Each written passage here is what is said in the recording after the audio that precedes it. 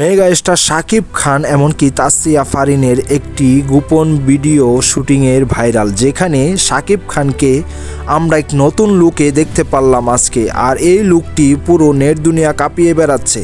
আর বর্তমানে ভারতেই প্রিন্স ছবির শুটিং চলছে, সেখান থেকে একটি পিকচার বা একটি ভিডিও ভাইরাল হলো। সেই ভিডিওটিতে শাকিব খানকে লম্বা চুল এমনকি লম্বা দাড়িতে আমরা দেখতে পারছি। তাহলে কি এই ছবিতে এমন কিছু হতে চলেছে যা আমাদের সকলেরই অজানা? যেখানে ভারতে যে কোনো শুটিং চলছে, সেখানে অনেক মানুষের ভিড়ের মাঝখান থেকে সেখানে এই ছবির শ্যুট করানো হচ্ছে। তাহলে যে এই ছবিটি ইতিহাস গড়তে চলেছে তা বলা যাচ্ছে, কারণ শাকিব খানের এরকম লুক কখনোই আমরা দেখতে পারিনি। যে লুকটি আজকে দেখা যাচ্ছে শাকিব খান মেগাস্টার, সেখানে আসলেই অসাধারণ লুকেই শাকিব খানকে আমরা দেখতে পাচ্ছি। এই ছবিটি আসলেই বড় একটি স্কেলের ছবি, এমনকি বড় বাজেটের ছবি।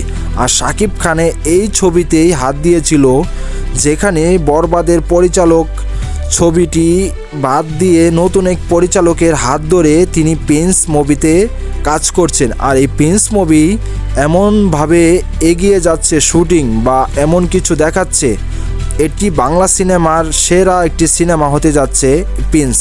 আর এই ছবিটি এরকম লেভেলের অ্যাকশন আছে, আবার ভালোবাসার দৃশ্যও আছে এখানে।